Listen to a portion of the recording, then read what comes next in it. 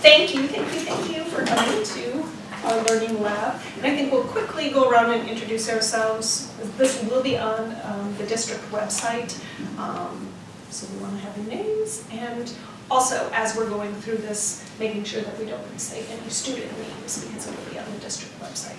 So why don't you go ahead and introduce yourself? Zach Fromm, 7th grade social studies with a hint of 8th grade this year. One class of American history. So. Elliot Johnson, 4th grade. Jen De La Rosa, 3rd grade. Karen Conspach, 3rd grade. Mark Rhodes, high school social studies and mostly American history. Ann Robinson, K2 music and instructional coaching. Sarah Lack, 5th grade. Steve Peterson, 5th grade. Gary Kaufman, high school social studies. We do it all. Yes, you do. Excellent. I want to thank Zach for opening up his room tomorrow for you all. We'll talk a little bit more about those procedures after Zach lets us provide some background for us to help us understand what's going to happen tomorrow. Maybe set up what you've done in the past and maybe some of the things that are going to happen tomorh. Okay, Excellent. give us some of that background. You That'd bet. be great. And then I'll go through the procedures Okay. for tomorrow. So I think as some of you are aware in the social studies world, there's been a pivot towards no longer giving information, but the process of gathering as much reliable information as possible. And this document-based inquiry, document-based lesson is the thing that's kind of risen to the top, especially with the new C3 framework standards that have rolled out. That's kind of what I've tried to embrace in my classroom to help the kiddos teach themselves about different historical topics and events, etc. What we have done to this point, and then I'll tell you kind of what tomorrow is going to entail, is we've worked through different document-based lessons, one of which was we just recently wrapped up with an essay, the DBQ project, which is the platform I'm using or working through, had a great question, what are the consequences of climate change? Removing the political conversation and just discussing the consequences of climate change when it happens. And historically, I discussed the ice ages to warming with them in the different periods, and the kids then sifted through, I think, 8 different documents over the course of a week, and ultimately, supporting evidence, drew their own conclusions. These DBQ lessons start with a hook, and that's what you'll be seeing tomorrow, is that opening introductory hook. I'm excited for this one because it's China's one-child policy. Was it a good idea? And of course, I think the American knee-jerk reaction to that is, oh, it's awful. So I'm actually going to open with a one-question Canvas survey and get some data there as to what their initial knee-jerk reactions are. And I think that will be enlightening for them. And then at the end of the process, after they've had a chance to really kind of sift through where was China at when the political entities decided to make this policy and institute this policy, maybe their perspective and their thought process will change on that. So yeah, I hope that's enough. And so you've gone through one DBQ with them? Yeah, we've gone through multiple, specifically within the DBQ project. We just got a hold of that curriculum here in the last couple of months, and we just did that one with Fidelity, and I kind of went through lockstep to really get the full experience here in the last few weeks. Do you want to talk about, because I think we have 2 sets of classrooms, the type of students? Yeah, thank you. So you'll be seeing a 4th period class in which Leona... That's at 11:15. Right, at the 11:14 bunch there, Leona had approached me and we had a conversation about differentiation in the classroom, and I said, hey, can I cherry pick some of these higher end kiddos to have a class? And she was open to it, so I worked with Carol Sand on some ELP kiddos. So that class will be, the conversation is always long in there, and the questions are always really quality, higher blooms style questions. It's tougher for us to get through a lot more because the conversation always really drags out at a very high level. And I'm never one to squash that. And then the six-hour class is more of those core kiddos, but they use inference just as well and surprise me all the time. So a bit different demographic there. Great. So I'm going to go through the expectations for tomorrow and the protocols when you go in. And I think it's about half and half. Half of you will be there at the 11:14 time, and about half of you will be there at the 12:47 time. I will not be there at the 12:47 time, but I will be there at the 11:14 time, so I can watch over and make sure you're following the protocols. So you have actually the sheet on your chair, or now on your lap. What we want you to do is basically be a fly on the wall. Not engaging with the students, which I know can be hard. And I'll ask that, have you let your students know that there will be visitors coming? I did. I had these kiddos a short time today with our presenter, but no, they're well prompted. Yeah. Okay, great. So even if they ask you to use the restroom, you can just be like, I need to ask Mr. Fromm that. Unfortunately, even though we are all teachers and want to help in that aspect, step back. Make sure that you have a positive attitude while in there, respecting him. Avoid being a distraction as much as you can. No talking to the students. Of course, obviously, if they ask you a question like that, you can refer them to Mr. Fromm. You can come up close to the students and watch, especially in the discussion part or when they're filling out the Canvas form. You can go up and watch them from behind, just not engaging.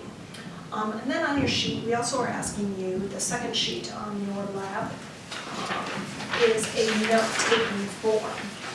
So I am going to be asking you to keep some detailed notes for our debrief tomorrow. So I'll talk a little bit about that when we come back in here at 3:15 tomorrow afternoon, after you've seen the two different classes. It's going to be a 4-step process. And the first is simply going around with I saw and I heard. So as you're taking notes tomorrow, you can just see things that either Mr. Fromm did or the students did. The next part is the impact on student learning, which is, it takes it one step further from noticed, and this is more thinking about it based on something you saw or heard. This is what you're thinking, or this is what you wonder. So you can take some notes on that as well. And in the class period, I would focus on those two areas, although round 3 is reflective questioning that we're going to do, and round 4, what are next steps. So you can start thinking about those, and if you want to jot them down, but the main part is observing what's happening in the classroom, which I guess would be the I saw and I heard as you're going through. But if things pop into your head, go ahead and jot them down. And this is just one tool that you can use if you have a way that's more convenient for you, or a different way that you want it. If you have a tablet that you would like to use, you're welcome to do that. But just stepping back from it and not interacting with the students. So I think I'll then turn it back over. So any questions about the protocols? One other thing that I would ask is, not after watching or observing, making sure not to communicate with each other as you're watching, and also when you leave, to try to hold off conversing with your colleagues and waiting so that everybody can hear the same thing when we do it. You can just hold off on doing that. That's good. So any questions about the protocol that needs to be followed? Okay. So I'm going to turn it back over to you, and if you want to talk about the things that you want them to look for, which Sure. you can find in 2 places, either on the first sheet, under the focus questions, and areas for learning lab, and you can also see it at the top of the note-taking sheet. So one caveat with the protocol, I love criticism, I love feedback, and so please know, like, I want to improve, so please give me that too, okay? I know we come at this delicately, but yeah. You're a delicate. Yeah, right. So, for me, like, I really think in history, the way you position a question for kids is paramount to draw them in. Questions can be leading, questions can have bias, and so, my hope is that this question that draws them in. So I'd love to see what your thoughts are about that. In regards to the activity itself, obviously there's going to be that one question, as I mentioned, intro, knee-jerk thought, but then the kids are going to take the hook itself, and I'm going to assign them to a different area of interest. If you'll see on the left column there, a different area of interest. And then they're going to have to, with their partner, which they'll also be going through the documents with, they're going to have to come up with positive and negative consequences around academic achievement or economic growth per capita, air pollution, crime, care for the elderly. And I was just talking with Mr. Bornick about this. I think one of those will be easy to do. Air pollution, well, the positive impact, less people means less air pollution. So what's the negative consequence? I mean, you're going to really have to reason that out, I think, in a 7th grade brain, and doing that in partners is why I've chosen to do that. They will be posting that in Canvas, and then we'll be building on that throughout the class period a little bit too. I'm going to give them some time to add to. So that's what you'll be seeing. Do you think the activity has them looking at this topic from a new angle or perspective? That's my goal before they get into it. Is their mind cracked open a little bit, that door open, so that when they start looking through these documents that they're able to take in, and they're not walled off with their own, like I said, that knee-jerk reaction. Yeah, the traditional level of engagement, I'd love to know what your thoughts are on that. And where you think I could take that, and then what's your thoughts on their depth of reasoning, how well they're doing there. And my big thing with 7th graders is getting them to write an original thought. Awesome, you've supported your conclusion with evidence. Now, what's next? What as the dominoes fall, what's the geopolitical, religious implication? What's the geosocial to economic implications. So that's where I'm trying to get them to go in the essays that come on the end of these. So Great. After taking a look at the sheet that Mr. Fromm had there, that he's going to be, because that's been now put into Canvas. right, yep. So they'll be doing this on Canvas, and I try to cut back on paper. So with that, you have the look-fors, you have the note-taking, you know the protocols. Do you have any further questions before heading in tomorrow? So a reminder, his classroom is 318, so it's up a floor over this way, and we'll see you either at 11:14 or at 12:47. And then we'll see you back in this room at 3:15 tomorrow. Does the class start at 11:14? Or is Yes. that when the... Yes, they should be rolling back from lunch, and 11:15 will be when we probably get going. 16, they get Sure. notice from lunch. Okay. And is that the same for 12:47? You start right at 12:47? That's it. Yeah. Is there any place, a particular place you want them to go, or if our high school teachers, if they have a place to put their items when they come? Yeah, I mean the door's in the back of the room, and I do a bad job of staying in the front of the room a lot, but as they're getting into the Canvas discussion, I'll be rovering around. So yeah, I mean, kind of the 3 sides of the room would be a suggestion. But if you want to come hang out in the front, you're welcome. And if you have items, maybe There's a- back yeah. behind your desk. Youth marketplace is in full effect, so there's a whole cabinet, countertop area open for you to set whatever you need. Great. Okay, so if we don't have any more questions, comments, we will plan on seeing you tomorrow. Thanks for being here today. Thanks for your time. Thank you. Nice.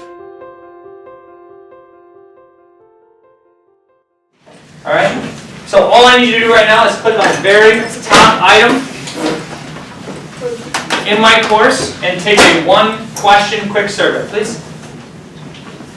It should take you 20, 30 seconds. The very top.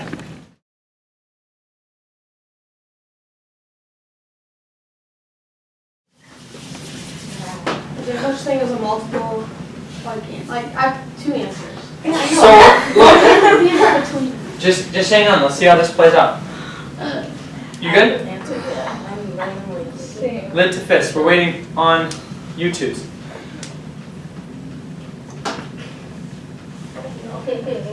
There's no right or wrong. There is no right or wrong, and we're going to. I'm gonna feel like a horrible person if I answer this and then change my answer later.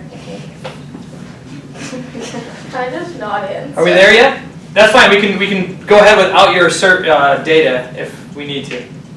Which means I don't need you to take it if you don't want to. 3, 2, 1. I don't like this. Use, guys. So, on the whole, as a grade to this point with 3 classes in, 56% have said the one-child policy that China instituted was a bad deal, okay, or a bad idea. I'm surprised at 11. I think that's a good number. My guess, and let's go ahead and just take a look. And then we have 17 people that have never heard of the policy before, which is totally understandable. As I say, you don't know what you don't know. All right? But these 3 people, which was 3 last hour, I'm going to guess that the thought process with those 3 people goes something like this. China is so populated and potentially becoming so overpopulated that they can't sustain it. Is that why you said good idea, those 3 people? Okay. Okay. So, thoughts. What did you say back there, Ethan? Yeah, now we'll open it up. Here's the deal. My thought was we're going to move to the activity, but because of the conversation that started second period today, I'm going to give this the next 5 minutes before we jump into the activity, because it was really good what took place. Hang on. Okay, so like thinking about, I had both answers as far as good idea and bad idea.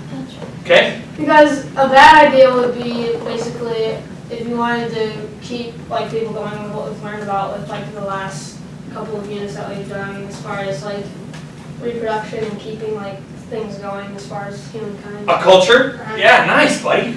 So, you need bodies to acquire knowledge to keep a civilization going? Yeah. Wonderful. And what was the other Good thought? idea again with like what Maya was saying as far as like China's overpopulation. Okay. Dear Ella, yes? Okay, so I said bad idea because I actually did a little bit of research on this the class recently.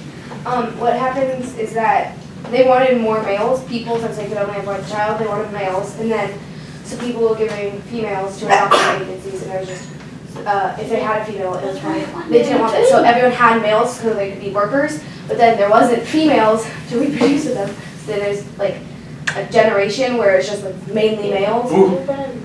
All of this is going to reveal itself. But that's my knee-jerk reaction when I was 12 years old, which was 12 years after this policy was instituted in China. That was my knee-jerk, was hearing these things about, these Chinese families not wanting the female, only wanting a male, and these sorts of things. So we're going to peel that back a little bit. Go ahead, Vic. I don't think it was something that anyone really wanted, like not even the people that created the law. But I think it was the best thing we could do to see the situation that they were in. So you're saying out of necessity. So we're going to learn more about that in the background essay that we're going to read next week as we get into it as well. And I think your perspective on the historical event will change after learning a little bit about that. Yes? I think it was... No, wait, did you choose? Oh, yeah. Oh, I was going to say, I don't think you should offer if you didn't actually get into the survey. No, I'm just kidding. I see what it is. Well, it's like if you don't vote, right? Are we on that? We're This going. one I can actually write about. They don't want to write about. It took me like 4 days of just staring at my computer. She sent me video. Right, it's called writer's block. Offer your observation, please. I feel like it was potentially a good idea, but like kind of a last resort idea. But like it brings up so many logistical problems like if you have twins and how you choose. So, Will said just that a couple class periods ago. Wonderful. What if you have twins, right? I mean, all of these things. So another student offered up, you get married, you have a child, you get divorced. And you marry someone else who doesn't have a child. Can you now have a child, right? How about this? Max is sitting right here, okay? He's an only child. But Max, right? And you guys know Max. And he offered this, and I asked him, I said, Max, can I share this with the rest of it? Because I had no idea entering this unit with you guys that this was part of the equation. And Max offered to the class. He goes, you know what?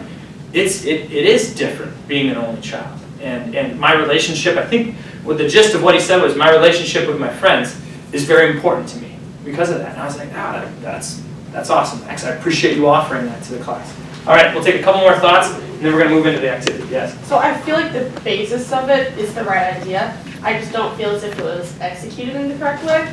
But also, kind of going along with like the Max thing, I feel like there's a special bond that you like develop with those people, but then you also learn so much. I feel like then for like when you have to be around your peers, Right. almost all the time. Right. So To get that, that back and forth, that. I feel like there's just an extra like. Sure. There's just an extra thing that you learn when you have siblings. That there's just more to that than just there's another person that you Right. live with that's around your age or something. It's a part of the conversation, and I didn't even see this coming, so I was so grateful that Max was like willing to offer that so quickly, you know. So yeah, we'll take a look at it. Yes, Steve? I like that. I think I would stop without a sibling because like my brother is like one of the most important things to me in my life. So. Sure. But the contrary to that is Max doesn't know what he doesn't know, right? He's never had that sensation. You know what I mean? So, what is it? You don't know what you've missed. No, but that's huge, right? Because again, Ella, when I'm 12 and I hear this, my knee jerk is, I've got a brother, or I've got two brothers and a sister. There's no way this can be, right? There's no way the powers that be in a country can decide that. Well, we need to take a closer look at it. So, with that, I've handed out, or at least I hope I handed out, the right number of sheets. Could you turn this over? You should have one per your partners here. I'm going to read the top of this, and then I'm going to cut you loose. We have two. Oh, you do? That's fine. That's fine. Will you follow along with me for a little bit of context? Yes, sir. So what would happen if you guys did? So you just put one away? I don't know. Let's see if in our quest here we don't come across that. Right? Okay? Yes, sir. They don't have one circle. Okay, yeah, thank you. Yeah, go ahead and pass it. Yep. Follow along with me. So, what are the consequences of population control? Okay? Specifically, in 1980, the People's Republic of China began its famous one-child policy for limiting and then reducing the population. At first, the program limited most Chinese couples to having only one child each, but over the years, some changes to the policy allowed about a third of Chinese couples to have 2 children. Specifically, in 2015, the government ended the policy or modified the policy and said, now all couples can have 2 children. The law has had some expected and unexpected results. Imagine that it is 1980 and that you are a professor at a major university. We'll call it Luther. Your specialty is demography or the study of populations, right? Culturograms, you guys remember doing culturograms? Fertility rates, life expectancies, all of this, that's the study of people and numbers, demography. Okay? The editors of Demography today ask you to write an article suggesting possible positive and negative consequences of China's one-child policy. We have 5 different areas below there, you can see. You say, yes, of course, I'd love to write. This is right up my alley. You prepare the following think sheet to start brainstorming your ideas. Now, stay with me here, because I'm going to assign you to one of these areas of interest. Okay? So you see the area of interest over on the left. You see where it says academic achievement. What would be something that would be positive in terms of academic achievement? And I'm not talking about one-child policy. I'm just saying what's an example of a positive surrounding the idea of academic achievement? You guys understand what I'm asking? Okay, higher test scores. Okay, so how could instituting a one-child policy lead to higher test scores? Hands down. I'm going to give you that. Or, negatively, how could a one-child policy lead to lower test scores? Because you could reason, you could build an argument for both of those. And in fact, I'm going to assign, I'll go ahead and just make you guys academic achievement, and you are going to, in a discussion post, fill that in. All right? I'll give you folks, what's the next one? Economic growth per capita. What does that mean to you here? When you hear the word economy, what have I taught you? Think money. And economic growth, is that up or down? Up. Okay, so money up per Which is like, per is that like per person? person. Okay, so money up per person. What would be a positive outcome and what would be a negative outcome? How could the one-child policy lead to more money per person or not? You're going to have a chance to offer it to all of them here. Okay? We'll give you guys then air pollution. How would, the positive and the negative, right? Less pollution is the positive. More pollution is the negative, obviously. You guys have crime. Okay? Think about the one-child policy. Reasoning behind that. And then you folks have care of the elderly. Now, this has been misconstrued already once today, and I don't want to do that. What does that mean? What would be a positive outcome, a positive consequence in terms of care of the elderly? They're referring to older people being cared for at a higher level. Does that make sense? So why would the one-child policy help the elderly go into retirement? All right? And then negatively then, how could the one-child policy hurt the elderly? All right? And then we'll go back to academic achievement for you, economic growth per capita, air pollution, crime, and then care for the elderly. Yes? Is it talking about for care of the elderly and like the next generation when the one child Bingo. gets older? So in 1980, right? So in 1980 it was instituted, now it's 2018. Your thoughts are, and as a government, you're going to look at these things and go, hey, we need to take a guess. If we do this one-child policy thing, how in 30 years from now, how could these things play out? Positively and negatively. Does that make sense? Yeah. I would like to think some of those people in power tried to weigh that out before they made this decision. Maybe they didn't. I'm going to give you 7 or 8 minutes to, watch here please, and this only one person in your group needs to post, kids. And here's how it's going to work. You come in here, you grab that right there, okay? Copy and paste the items below. Command C. Come into your response. Command V. Can you see this? And we'll go academic achievement. Please check your spelling a little bit. I had someone spell parents parnets earlier, and then instead of riot, it was ritot. And I was confused about parents rioting. But so just use Grammarly. If it's underlined in red, that means something's wrong. All right. Okay. So get your consequence in here. Scores go up. Scores go down, and then the reasoning behind that. Is everybody clear? You are not writing on there. I want you to put it in a discussion thread. Why, Maya?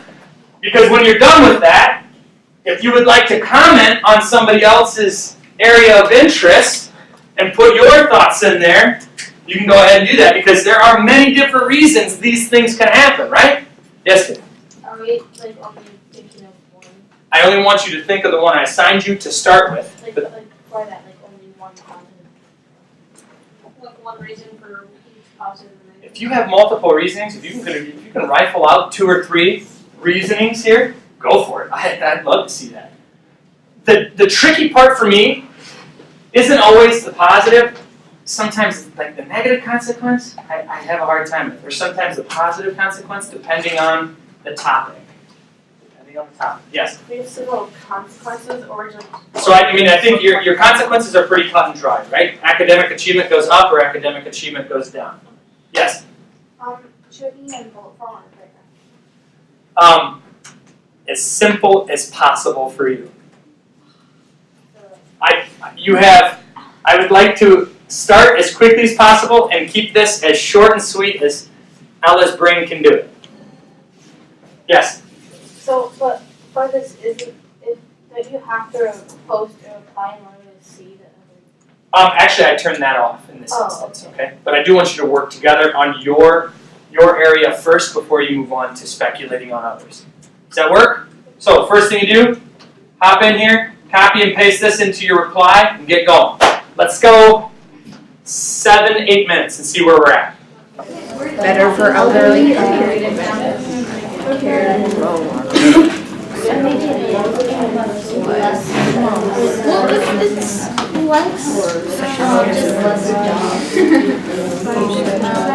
Well, how would there be more? Or just like, not without having something to mix prompts off of. We may not know what's going on. there would be like more air pollution from. I agree. This one, for me, the negative air pollution one, I have a hard time with like Could it be like more air pollution per person? How would you get that? It's doable. But you gotta think it through. So let's talk about it. If they have One child policy creates more. So what's To care for what else is fear of people that actually so less. what the heck? It's fear of people, so less people. So I mean, okay, but what else? Like you have to think about it and put yourself in the spot. So you're a kiddo in China. This is happening. What opportunities are being presented to? Those people to earn money. Less people is more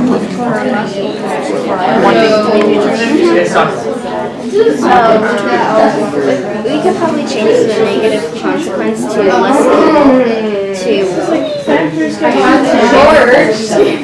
So I was trying to put my on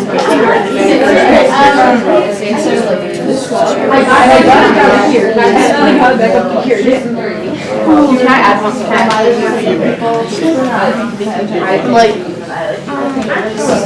there will be less opportunities for people to start their own business because there will be a shortage of employees.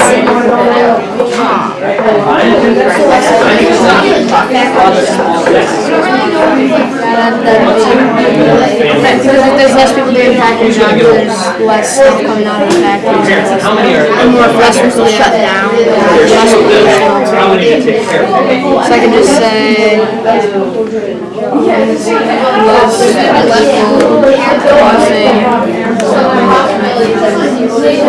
people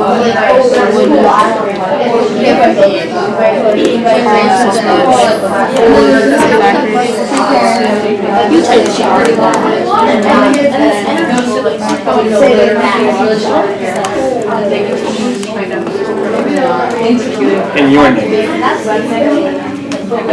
But second period today, they came up with awesome. You talked about twins. What if you're a family? I don't want to leave you to. So crime goes up.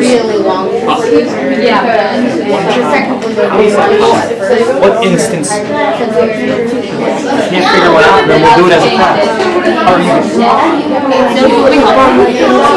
If you want to offer something, go for it. Because there's less kids. So then there's it's not as expensive to buy, like, get the home for the parents because there's only 2 people to go to it. I don't know.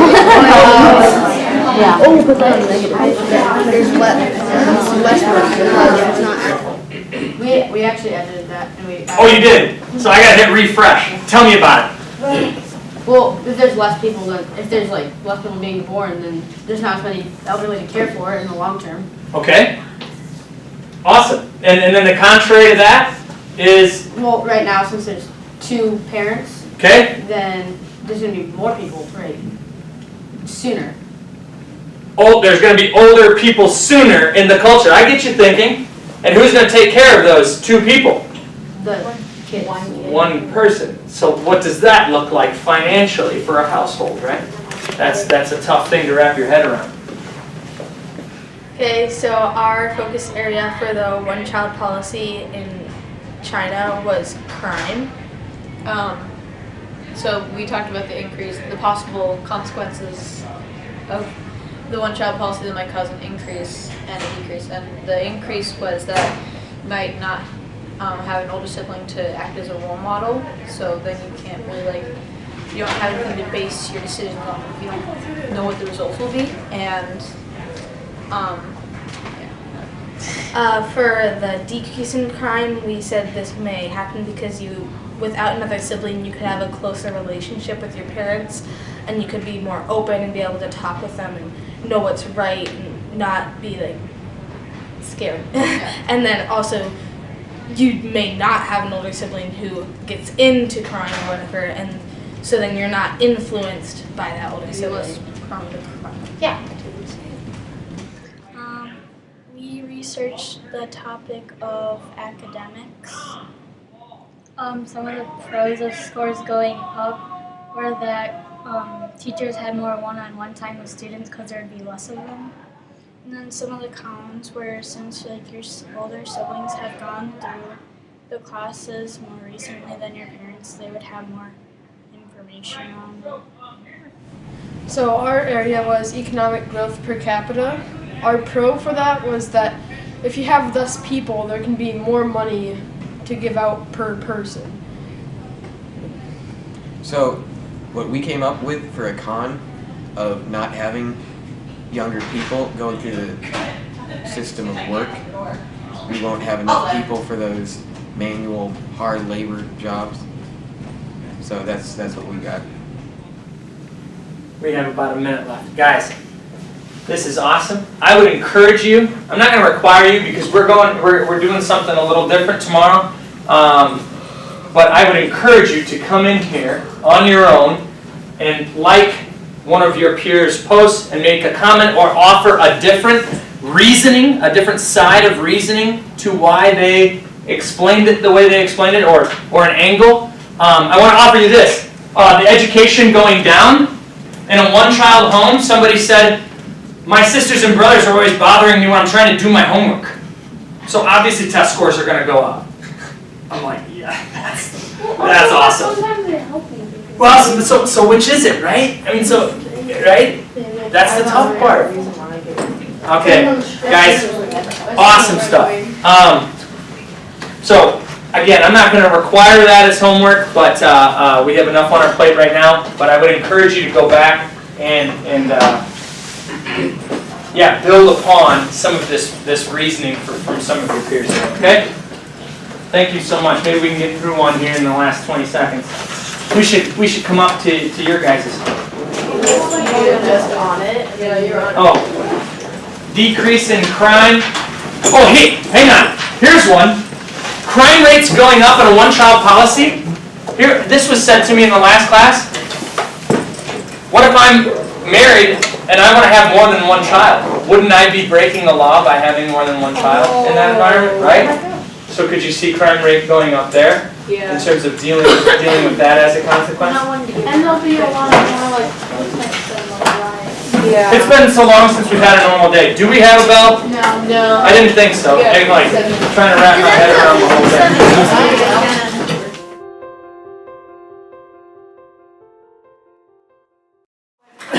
All right, thank you again for coming back today, and thank you for observing. Thank you again for opening up your classroom. I saw the first at 11:14. It went downhill from there. Okay, great.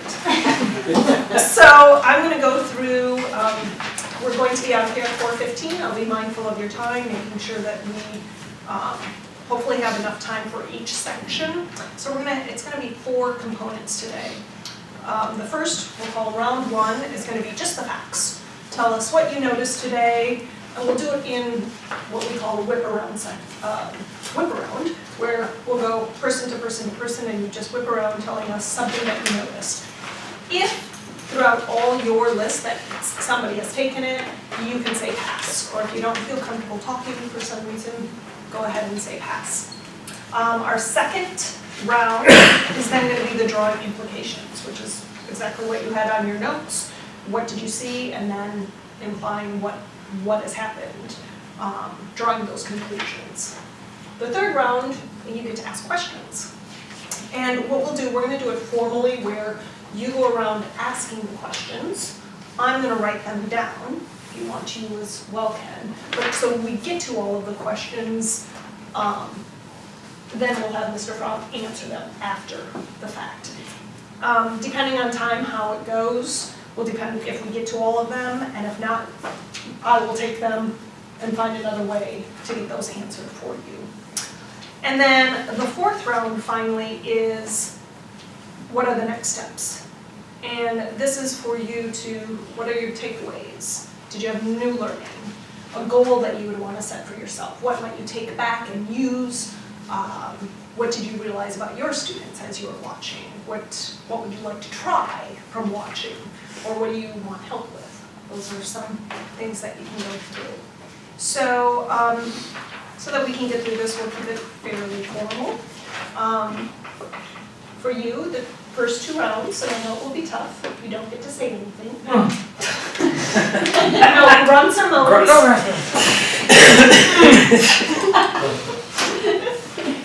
You can maybe do some facial items. And these whip arounds also are very non-judgmental as you can be, which I trust will all be staying on that positive, what you noticed. So any volunteers to start us off on this whip around? I just saw that the students were excited to dive into something like debates. We're just ready to go. Great. Mr. Peterson, we'll just keep going around this way. Sure. I noticed a lot of question asking during the small group time. I noticed that when you had them do the quiz or survey on Canvas, that you had them twist their computers away from their partner. I noticed that when you shared the results with the students, you shared them, the quiz was good idea, bad idea, never heard of it, and you shared it first in their own classes' results and then in the previous classes added to it results. I heard some critical thinking skills at work. I noticed that you brought like real world experiences from your own personal life to the discussion and to like to get them engaged. I heard kids basing their answers on previous learning in your classroom instead of learning from. I heard a very discouraged teacher when a student wasn't there in class, and it felt so genuine and sincere, like you were just so, like, this idea of what I thought it was going to be, we're not all here now, and I thought that was amazing, and amazing for the other students to see how valued that student was. I saw kids engaged the entire time, waiting until the end and being encouraged multiple times to submit their answers and stop and to move on, as opposed to after 36 seconds, we're done, okay, now what? But they use the entire time to really think critically about the topic. So round 2. We're still in the whip around, so keep Okay. going with the noticing, yep. And you can always say yes. I heard kids trying ideas out, provisional ideas with each other during this small group discussion. I noticed that one student was filling out the graphic organizer while her partner was doing the typing. So she was organizing her thoughts as he was typing his thoughts, and then they shared. I heard you modify the way you were assigning topics to partnerships. First row got each topic explained, the second row was just assigned, and the third row got to choose which topic they wanted. I heard roles and sort of the stage for the project being set well. I'm not supposed to be judgmental yet. Really bad at that part. But things clearly explained in a stage set so the students knew going forward what their task was. And to piggyback on that, I noticed how you said that use Grammarly, you have it, so use it. So using that tool.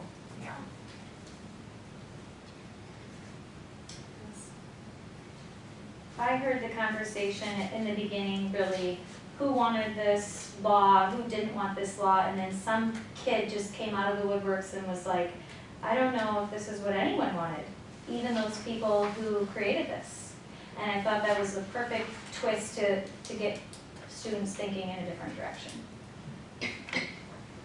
I heard that from the first time you did it earlier in the day to this time to, I would assume, the later time of the day, that changes were made throughout the plan of your approach because there were things that were brought up that you had not anticipated, that the kids brought up, that you then were willing to adjust to make it better for and more clear for the next group of students. I noticed terms that might give students some problems being explained when you're dealing with the economic side of it, making sure they understand the and things like that. Yes. I noticed that when you were reading through the directions of the activity and you came across the word demography, you referred them back to prior learning and an activity in class and made sure that that was relevant in their brains again. I noticed that following up on their work time, you highlighted students who had clearly presented both sides of an argument and had students who had also tackled the same topic clarify the thinking if there was a side that was left unspoken. I heard some really like upper level questions or like some really like, upper level thoughts being expressed from the students. I had like, why don't they just let people have the kids that they want? And why would somebody bother to do this? There's one kid who, she said, you know, if this rule was in the United States, there's a lot of us that wouldn't be here, like, evaluating the class. Like, so they're really applying it to themselves and their lives. I noticed how you valued every answer, and you asked probing questions to get them to think more. I noticed that instead of responding on Canvas, two groups turned into each other to have that contact with each other and that support instead of just talking. I heard students excited later on in the day or when they get home tonight to like and comment on the students' work. And I thought that was really awesome because they knew that this was not an expectation beyond the class period to do that. I heard you willing to share your own thoughts, making it so that students were not guided or swayed one way or the other, but that you had your own opinions and you were willing to share those and be part of the conversation as well. Okay, I think we'll do one more whip round just for the time, so if there's one last notice that you want to give out, that would be great.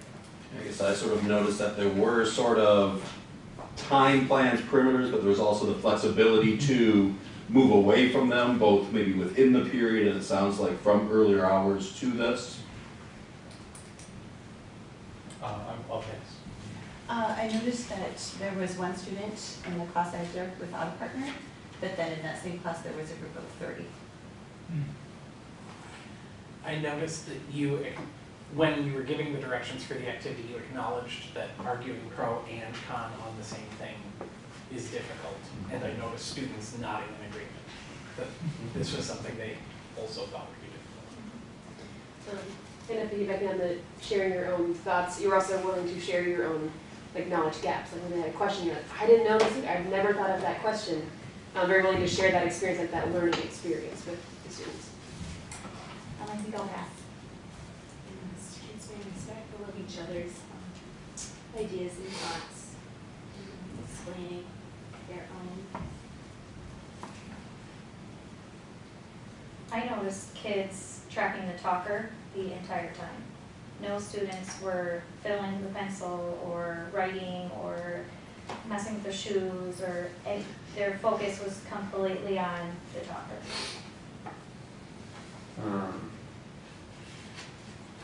I'll pass. All right, great. We're going to move on to round 2 now, which now lets you make some implications. So based on the observations that you made today, the things that you noticed, what was the impact on learning? All right, so you had some sentence starters on your notes to help you out. Based on this, I think, or because I saw this, I wonder if. So do we have any volunteers to start us off on this one? Okay, Sarah. Because of the one student's question of the effect of this law and Mao's interaction or involvement in that, I wonder what the prior knowledge or teaching was as a whole class versus that student's own background knowledge. Based on your encouragement of students to think argumentatively with themselves, I noticed that students who often are challengingly argumentative in other settings stepped up and had a place to shine with that.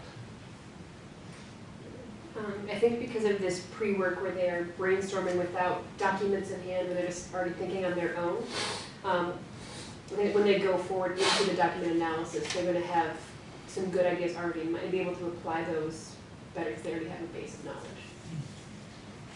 I noticed, based on your presentation of the anticipatory setting of it, that how engaged the students were. And again, nobody seemed to be off task. Because of their work today, I'm just curious to see after reading all the documentation and coming back, where will the thinking then be? Because of using Canvas, I wonder if they would have even got halfway through where they did in the lesson. So I noticed that starting out with Canvas, their computers were open, so I noticed that one student started to go to start to Google it. So based on that, I wonder, is there a thought of should they be doing research before voicing their own opinions, or should they be left to create their own opinions first and then Google and find out the results?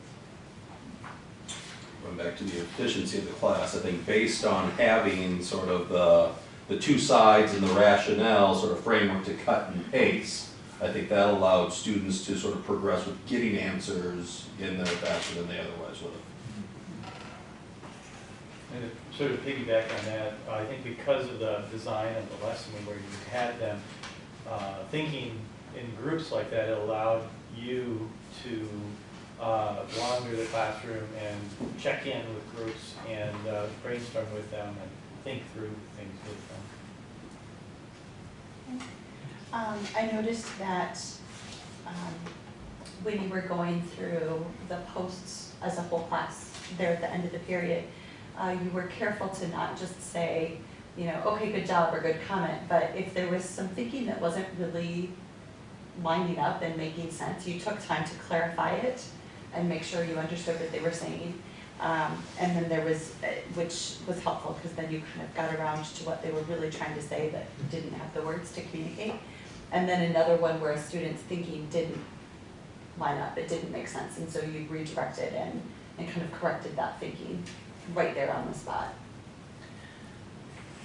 Based on seeing you acknowledge that you didn't know everything about it, I noticed a classroom environment where kids were okay admitting that they didn't know everything either, including a girl who 10 minutes into the lesson was like, wait, what's the one child policy? Like, it had already been 10 minutes of the main topic. And she was comfortable being like, I don't know what's going on. Right. And I think that, like, yeah. And I think because you were very prepared when the lesson, you had alternatives for if they finished fast, this is the next thing that you do. So it allowed for those kids that maybe were quicker thinkers or a little bit more efficient, they got that time to do a little bit more enrichment and to start reflecting on some of the other components of the lesson. Again, what you guys have already said is that I just noticed that you have a really safe environment. Kids are okay to ask questions. We're okay to not be with it. We're okay to go above and beyond, and nobody was digging at each other about that. Based on the survey, I think students' thoughts were more effective rather than like a turn and talk. I felt like the survey held a huge piece of accountability, but it seemed just as quick as a turn and talk. Going back to what was said earlier, I think you also, by challenging kids to leave the space blank, that one area they'd be able to easily come up with a pro or a con, but the other one might be more difficult, so it's okay to leave it blank. Going back to admitting that you didn't know everything, it's okay to leave it, but then that group that didn't have anything, later through other conversation with hearing what was said, went back and that feeling of, oh yeah, okay, we can put something, we did think of it, and it was okay for them to do that. Fast. I noticed that kids were willing to try ideas out and do provisional type thinking, and I wonder how you were able to help them be cool with that. Keep them for round 3.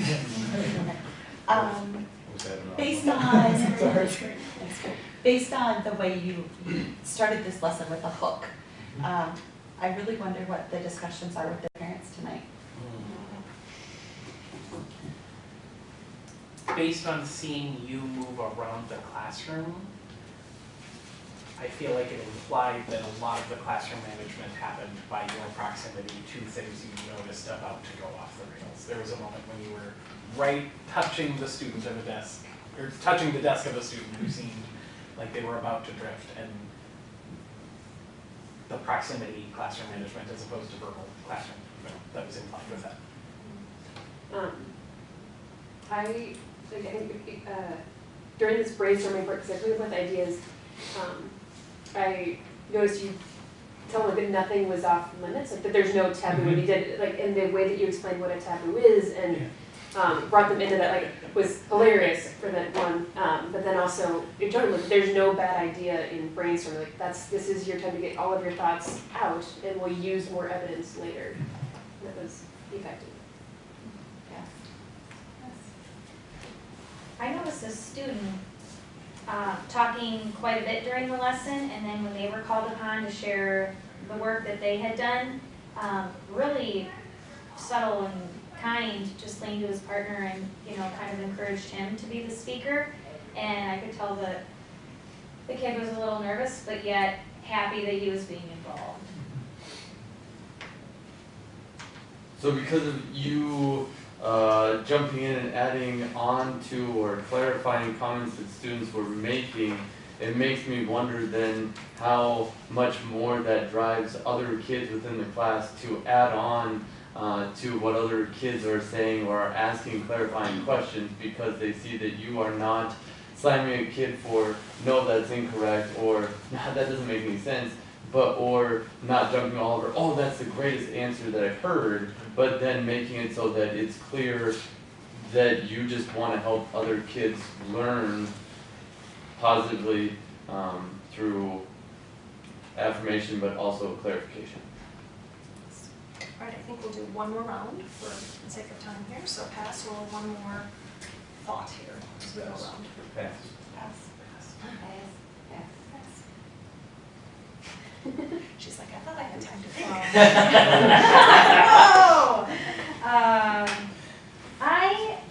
Oops, I guess that's the wrong 3 one. I'll pass. I noticed you had the kids being thoughtful listeners, and I think taking that seemed to how much are they taking that from you as you listen thoughtfully to what they say during the discussion to be able to add on to their comments. You guys are really good for this. In just a little That was bit. the end of round 2, I think. Yes, it was. You told them you couldn't just be quiet. I'm doing one of these every week. All right, thank you all for the comments. We are going to, there are lots of themes that came up there. So we are going to go on to round 3 now, and this is the question phase. So questions that you will get to respond to. Informally, we are going to wait until all the questions have been asked. I'll keep track of them here if you would like to as well. You can jot down some ideas, but I'll have them here. But if there's a question that's asked and it's an easy answer, we might just, if it's like a sentence to 2, Okay. that we'll go ahead and answer that, if that makes any sense. Sure. Okay? So we're now in round 3, so questions that are in your head right now that are really lingering there. I do want to add one more thing. This is not a place to give suggestions, like having a question starting with "Have you considered?" would not be a fair question to ask at this point. So do we have a volunteer up here that's I'll willing to start. start? Mine 2 go together. How long is this unit, or what is it called? Could they go by units? So it depends on, I think, how many documents are, and I've given a couple at this point within the DBQ project. One had 4 very short documents. The last one I did had 8. So I think it can be anywhere from a 3 to 4 day thing with 7th graders to a couple of weeks, depending on how many documents. Okay, and then another kind of yes, no. So in between those, or not at all, do you use TCI? I am moving with in current global studies, contemporary global studies, more away from the Tci curriculum, and I know Dana knows that. Yeah, and it's good to, but yeah. Mr. Johnson? How much time do you spend prior to this preparing to understand materials and plan this out, given that it has the documents, it has the things laid out? Sure, that's a great one. And I guess somewhat related to that, when you're sort of planning this out as part of this contemporary global affairs that's changing, how much thought do you give to sort of time and pre-information?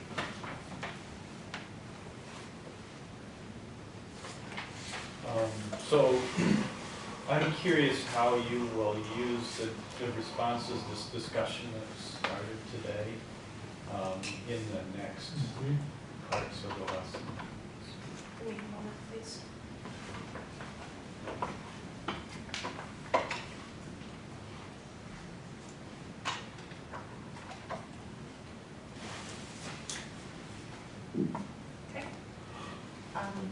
I'm not sure, mine is a lot different than That's great. the last couple, but I want to know what tomorrow's lesson is going to look like, and just the rest of this, where is it going?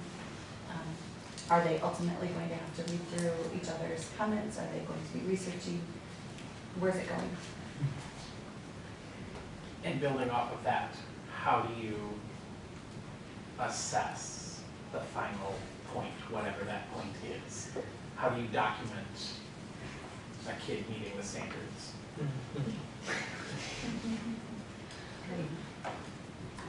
You have a list of questions on the back board. Are those ones you're gonna research and answer, or have them try to? It was like the divorce and the twins, and they all kept. It was like these things that you kept coming back to. Are those? Those were simple observations that kiddos had made throughout the day that I just put up there secretly. Okay. Just because I thought they were astute. You know, the twins one, the divorce one, the if I have a child and 20 years later I want to have another child because that child's out of the house now, I was like, that's awesome. I had no idea. Okay, so that was for your own. Right, yes. Okay, great. It's clever. So I'm kind of new to the social studies realm, and so I'm unfamiliar with the DBQ project, and totally clueless on TCI.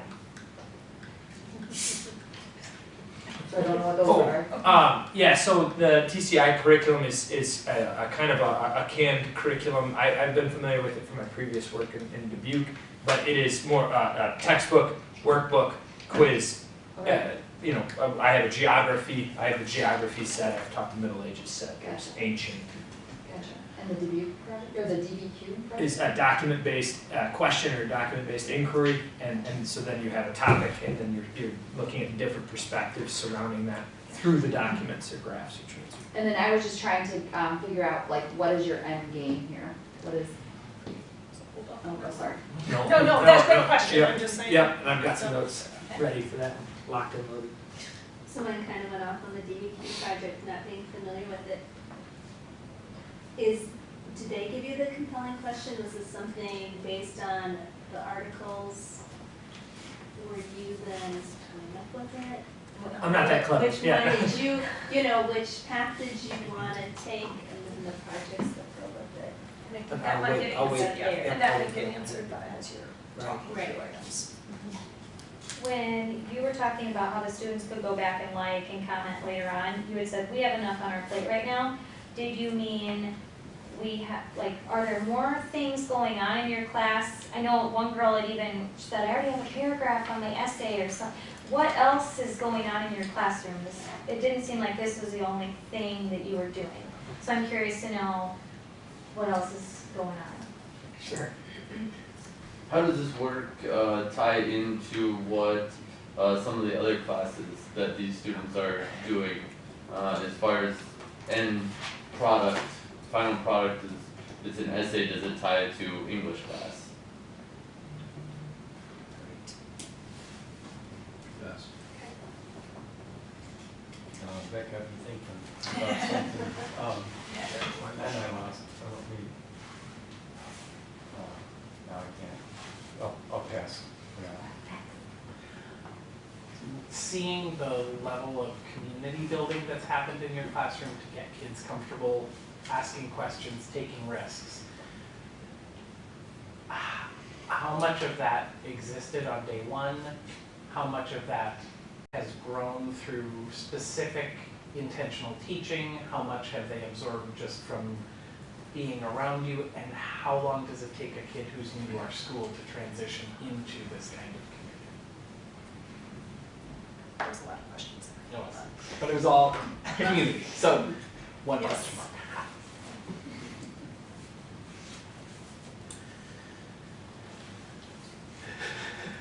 Great, go for it. This is just purely a functional thing. I want to know how you sorted the Canvas discussion by classes, because I want to do that and I don't know how to do that. You gotta go into people, group, and just take the time, and it's as easy as flipping them over at the beginning of the year. And then you go into the sort, when you create the discussion, you go into the, is this a grouped assignment or something like that, and then you designate, I just put by classes. Cool, thank you. It's one of those finicky things that, yes, you have to go Cumbersome, in but and create, but once it's done, it's done. Yeah. Thank you. And I can always ask them. Yeah. No, I like answering this question. I'm good.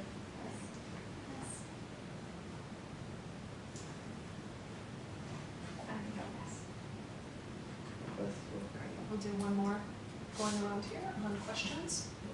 You got that? Okay, how did you, I'm curious how you chose this particular DBQ unit? I don't mind. I'll pass. They used them a lot. They were all within. Okay, No, mine are covered by the okay, I other just questions. remembered mine. With the DBQ projects, do they cover all of the standards? And yeah, can you pick and choose which ones you do when, or do they transition with each other for the next. I'm thinking what we'll do is we'll start with just the beginning from what Okay. we did, and then if we touch on Yeah. it'll lead into the others, the way that you go about Sounds explaining good. things. So how much time do you spend on planning this out? So in terms of like acquisition of background knowledge and things like that, like I have a passion for history, but in no way, shape, or form am I an expert on any one event outside of maybe the Mongols. But I love those guys and gals. Ooh, the gals, let me tell you. Great story. Like when the camera's off. Not a lot, because I like to learn with them, you know what I mean? So I didn't feel the need to go and study Mao, intensely before, because this is my thing. I think what's neat about the DBQ project, and I found organically happened in the first one, from the smartest kid in the room to the average kid in the room, a lot of them in the first essays that are being turned in right now about the previous DBQ have gone out of their way to find and supplement their own sources on top of the ones that were in the DBQ project. So they have this natural inclination to Google before the things even started, because they can cheat at life like that now, right? So that curiosity, and you gotta let them run with it. And a lot of times we tend to put them in that box, and sometimes we have to necessarily, but it's really awesome to hear that I didn't see that. And I wonder how much that's happening because I'm in the front of the room and I don't have 8 of you there, and that's going on, but that's great. Let's learn real time if we can. But then we have to validate the source too. Not a ton is the short answer, but because I'm going to learn a lot with them. Okay. So that also answered that one, given the time and the pre-information. How will you use this discussion and questions today in the next lesson? So my thoughts, I think this was Steve, to come back. My plan is to circle back to this at the end after the document analysis and go, where were we on? Where were our assumptions wrong? And see where we're at. And I can't remember which class it was I said, but you would like to think the leaders would go, hey, 35 years from now, what's this going to look like in terms of crime or academic achievement, things like this. But so that's, I think, we have the liberty of hindsight to be able to do that. And so I think that for this time around will be my assessment. They wrote a 4-paragraph essay here on the last one. I'm thinking what we'll do is we'll start with just the beginning from what we Okay. did, and then if we touch on it'll lead into others the way that you go about it. Sounds good. Things. So how much time do you spend on planning this out? So in terms of like acquisition of background knowledge and things like that, like I have a passion for history, but in no way, shape, or form am I an expert on any one event outside of maybe the Mongols. But I love those guys and gals. Ooh, the gals, let me tell you. Great story. When the camera's off. Not a lot, because I like to learn with them. You know what I mean? So I didn't feel the need to go and study Mao, intensely before, because this is my thing. I think what's neat about the DBQ project, and I found organically happened in the first one, from the smartest kid in the room to the average kid in the room, a lot of them in the first essays that are being turned in right now about the previous DBQ have gone out of their way to find and supplement their own sources on top of the ones that were in the DBQ project. So they have this natural inclination to Google before the things even started, because they can cheat at life like that now, right? So that curiosity, and you gotta let them run with it. And a lot of times we tend to put them in that box, and sometimes we have to necessarily, but it's really awesome to hear that I didn't see that, and I wonder how much that's happening because I'm in the front of the room and I don't have 8 of you there, and that's going on, but that's great. Let's learn real time if we can, but then we have to validate the source too. Not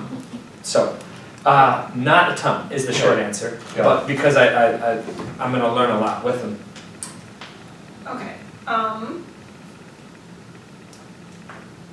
So that also answered that one, given the time and the pre-information. How will you use this discussion and questions today in the next lesson?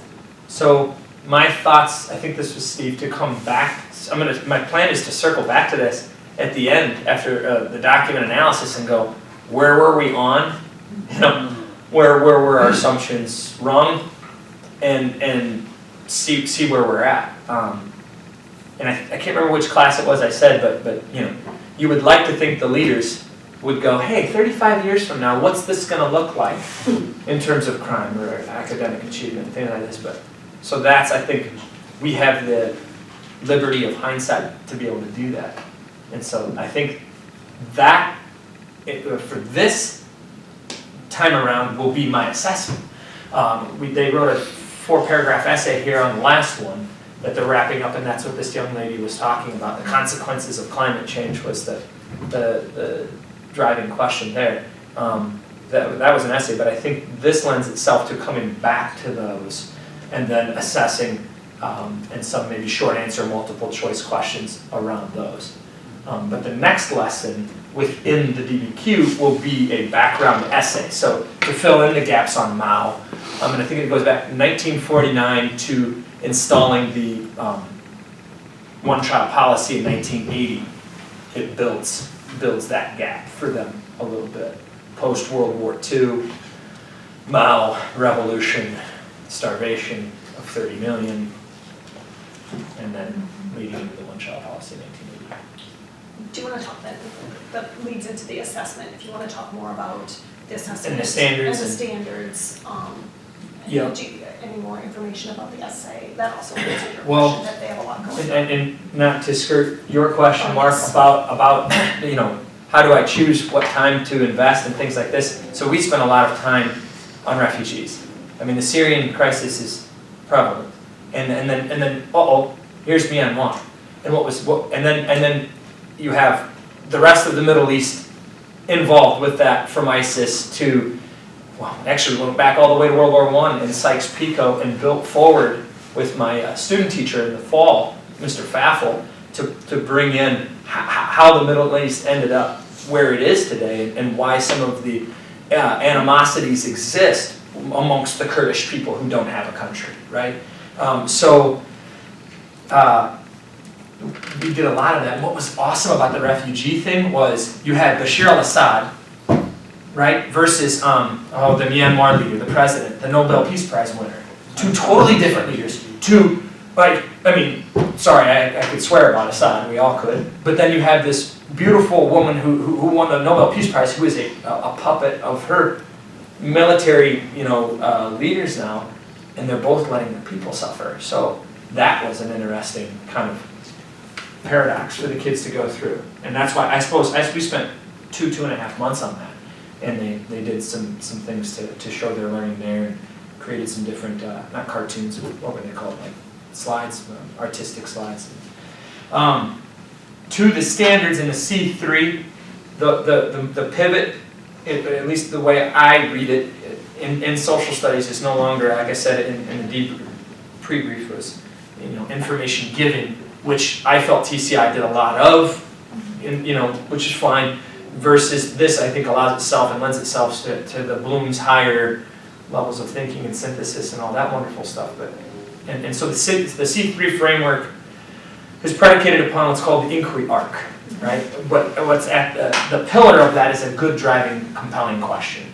And a lot of times in the TCI curriculum, they were leading questions. The essential questions I felt were rather weak, and I think a good DBQ question can really deepen their thinking. If it challenges them, you can look at,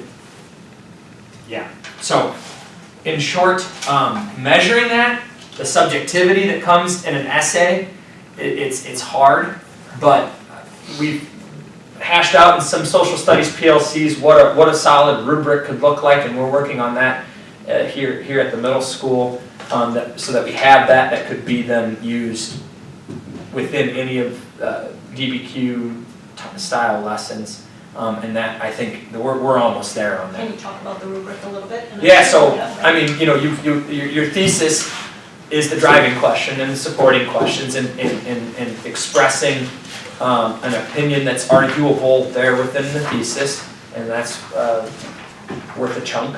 And then the other two major pieces before the conclusion are your evidence. Yeah.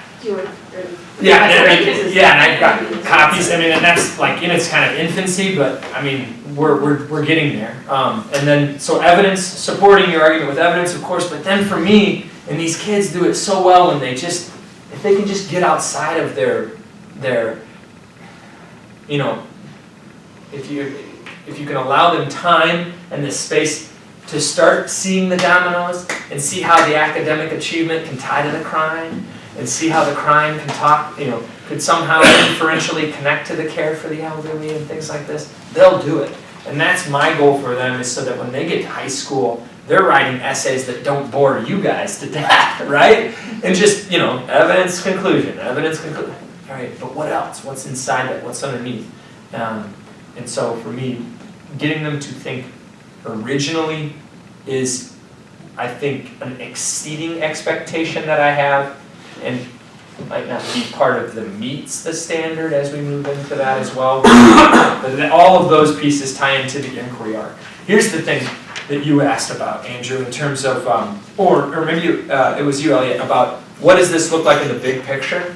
Here's why I'm passionate about what I do, because water, refugees, the history of agriculture in Iowa, all of this is going to come together. We have a gentleman who is coming to talk to us about the history of corn tomorrow, and how it's moved with the Native Americans from here to 14 feet tall, and what that looks like at Iowa State, and the brilliant scientists behind that, so that we can continue to be the breadbasket of the world, and with some of the water units that we have coming up in the class, and then the water week we have in May, all of this will kind of culminate in this big awareness around the 700 million people who live every day having to walk for water, and so all of these things kind of tie together, I think. And I mean, do the kids ever sit back and go, we try all the time, and we talked about this in science, and we read that in language arts, and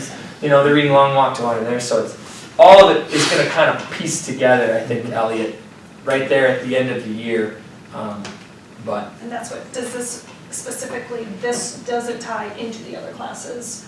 Or, I know, Dan, you were talking about the water unit, but does this tie in? Do you make any so effort? The reason I chose this one, Steve, you asked why this one. I've always been intrigued by the one-child policy, and I didn't know a lot. And then I saw in the DBQ project that there's also one where it's talking about China's water shortage. So before I was to move into Africa and talk about the Sudanese and Ethiopia units that I'll be putting together around those topics, I thought that'd be a great place to go, because China's facing a major issue with their two major rivers as well. Yeah, and then feeding them 1.2, 1.3 billion mouths that come with that. So I want to make sure did you feel like you had your answer about the pre-information?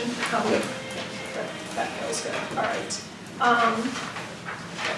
So tomorrow's lesson doesn't specifically go with today? No, I think it'll be that background piece, and then from there the kids will start to isolate buckets, at least in this curriculum. They start to think about, okay, what are the reasons for the one policy to be installed? What were the major reasons? And then through the documents, they're going to dig in and see how those reasons played out in history.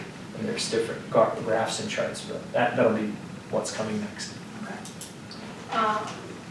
And will they be developing more questions or their own questions as they go along? No, it's a great question. In terms of like supporting questions that go with this and how to deepen this, I wonder, and I would love to get your feedback on where I could take that, because I think this lends itself to that, because they have access to so many other resources on the World Wide Web that I think, I'm not there yet. Yeah, so. All right, we're going to ask about the community building, but anything more that you want to say about DBQ? before we get into the questions about the community building? Okay. Okay, so level of community building, how much existed on day one? What intentional teaching have you done?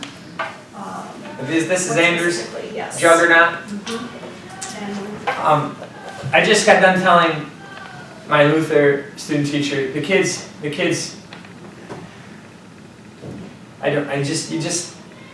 you're real with them, they pick up on it. And so I've always been told personal stories, and you mentioned like how I love inserting myself. I would be bored out of my mind if I didn't do that, and that's just me. And I think that builds some authenticity with relationships. do you notice anything specific that you've done or any interventions that you've had to have in order to help that safe classroom? Oh, I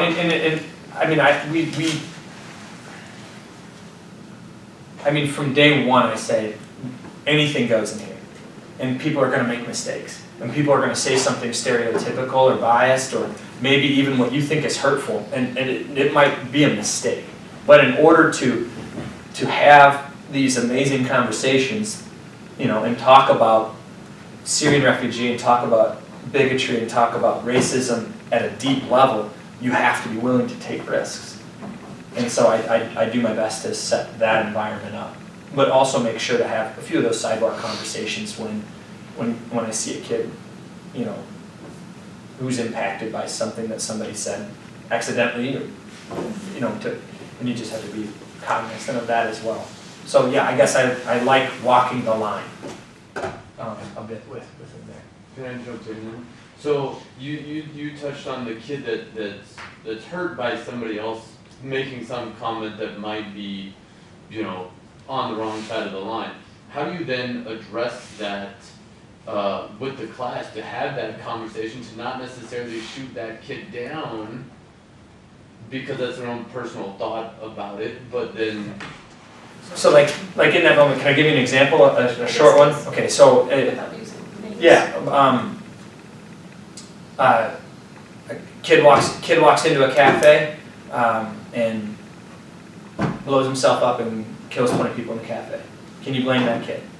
And he said, but he was from this age, he was raised every day and was told that was what he was going to do. That was going to be his purpose, right? And every day he was instilled with those values, okay? So you're 14, you're 15, and your day is here, and you go and you do that. Can you blame that child? Can you blame that person? Well, no. And I said, so now if you want to talk about the south side of Chicago and about gun violence there, and blaming, when you start, that's a great place for me to start the conversation.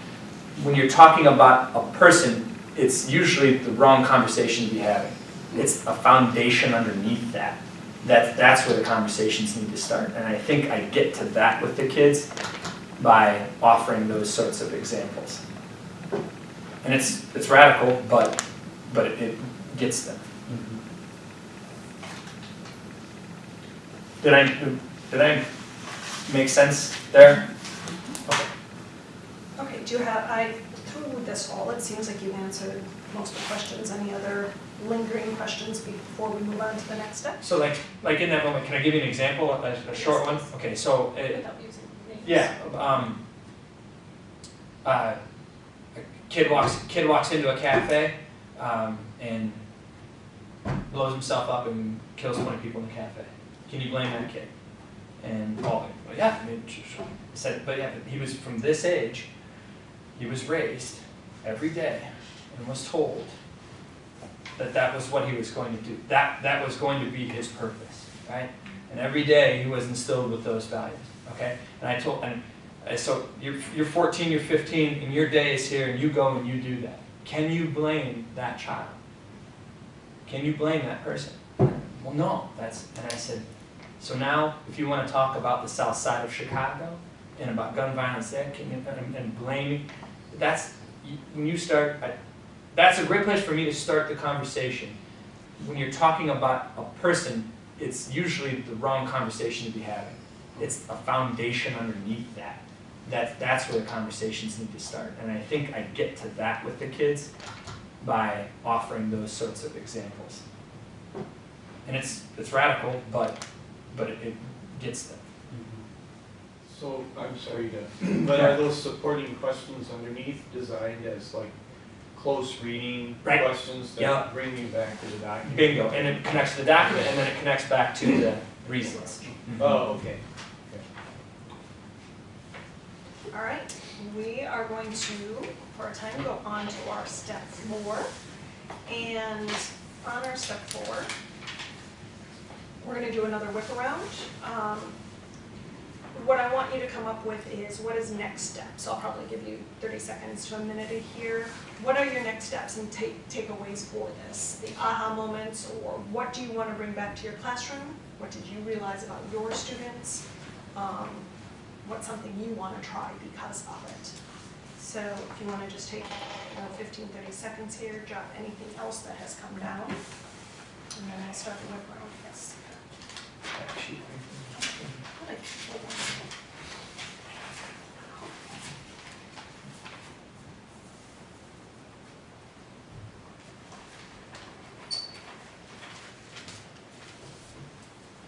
Okay, so we'll do this again in a whip around fashion. Anybody who would like to start? Go, Mr. Johnson. I think I would like to try, and I don't know if this is just because it was this class that we observed or not, but try to match the enthusiasm and the energy that you showed during that with it. And I found myself going back to my class and the topic that we were covering when I went back, I was a lot more energized about it. Having that passion to realize that for any topic, if you are more passionate about it, so are the kids. You'll be tired. Yeah, I would imagine. I think sort of a take back, and something I think we were already started working on within the high school social studies PLC, is just sort of that devising of a rubric for DBQs. And I think a complicated factor at the different levels, but at least within myself, specifically within AP directed studies, there are distinct differences, but they're working closer together between AP US history, AP world history, AP European. Right. And then also working with a college in the English department to just sort of get some kind of moving closer together. They might not ever reach the same in every situation. Right. But at least some kind of common framework. And it's good to see that those things are happening here at the middle school, which will make sure the task of the high school easier.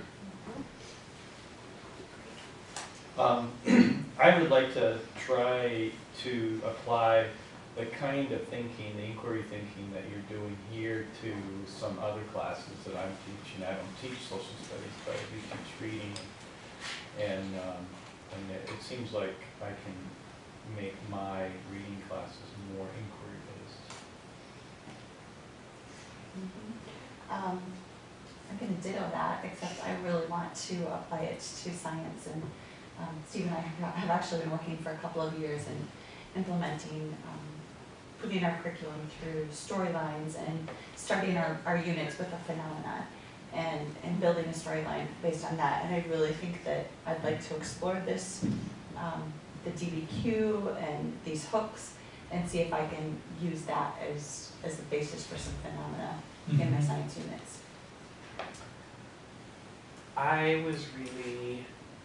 It was really cool to see the kids who have a reputation as being argumentative really step up and shine. And I want to look at the kids in my classroom who are struggling in a pattern of having the same struggle day after day after day, and figure out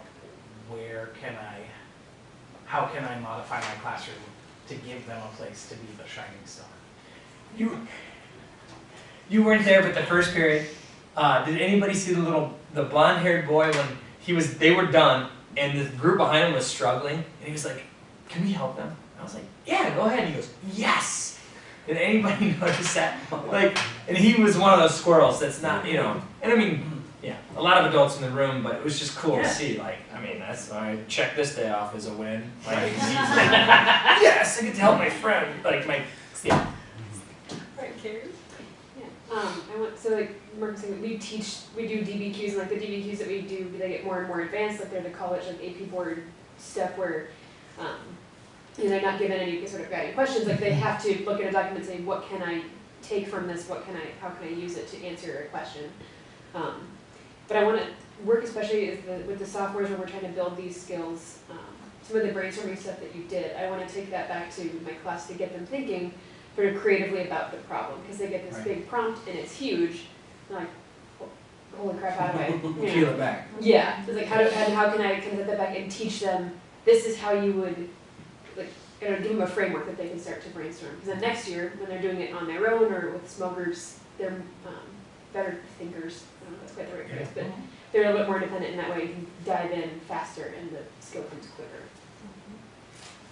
Okay, so I am just sitting here trying to think about how I can bring this to my students, my level of kiddos. But it's going to be, I'm going to have to. What grade do you teach? I am special ed. Okay. Significant from. Interesting. Yeah. I wonder.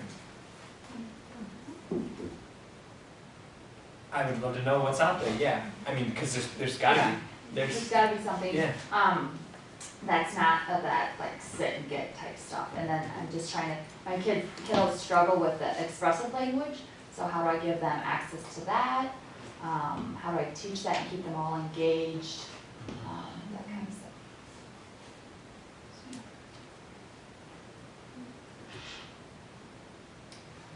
I'm kind of thinking, how can I take this to a third grade level with box kits, TCI? You have your focus essential questions, which are just very surface. How do I take it deeper? What do I need to gather to bring that in for them to have such discussions instead of, okay, here's spewing out some more information to you today, and it's like, okay, do it.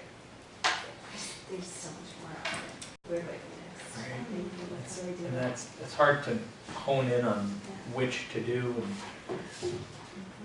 Yeah, I think Marie, just starting with how to present a compelling question. So I went to a learning lab in first grade, and then I'm in the middle, and then coming to this learning lab, it's amazing to see just what you can do with a question. You know, first grade was, it was the same hook and the same faces of curiosity and the same excitement. All of that was the same. The engagement piece to want to learn was exactly the same in both learning labs. How they went about teaching the lesson, you know, lots of manipulatives. And when I think about your room, I have ideas. I already have ideas for you. Pictures, you know, and just making a connection. First, just making a connection. And how can I get this question to connect to my kids? And I think Karen's right, like in science and, you know, every area that you're teaching, just how important and, how important that compelling question can be. Yeah, I think if you just start there. And I don't know what you do if your question fails. So, Jen, I have a question for you guys. You were saying that for now as a third grade teacher, what are you wondering for yourself? Oh, I am so excited to use Canvas so you posed this overall question which made it independent, right? You had the survey which made it independent. And then you moved on to, it's a partner thing, okay? So now we have partners working, but then it opened, you know, everybody can then see it. So that makes it whole group, and I love those steps. So everybody in the end sees what you're thinking and your opinions and your ideas. Okay, and Mr. Johnson. I think one of the things I'd like to try to do is help them develop that conversation skill and not wall themselves off of this is my one opinion, but be able to have that conversation and to talk and to see that more often, right? I mean, they spend so much time growing up and hearing certain things, so they only think one way, but it's okay to hear other things and get themselves to start thinking outside of their predetermined box that they put themselves in. And I do that by teaching them in the first week of what the saying ignorance is bliss means. Because I was like 22 when I finally figured it out, which tells you a lot about how smart I am, right? But you know what I mean? Like, right? Right. KKK members surround themselves with other KKK members for a reason, because they're happy there. Yeah. You know what I'm saying? And like, so that's, if you can get kids, it's okay to get into other people's box. And we were just talking about this in the teacher's lounge. Great. I'm gonna honor your time here. Thank you for answering twice on that last one. Thank you again, Mr. Brown, for doing this. I know that you would be open to answer any more questions if through tonight you're thinking, answering other Canvas questions, logistical questions, It is. or anything on that. And thank you all for sharing your time and your expertise and knowledge and thoughts today. Much appreciated. Thanks.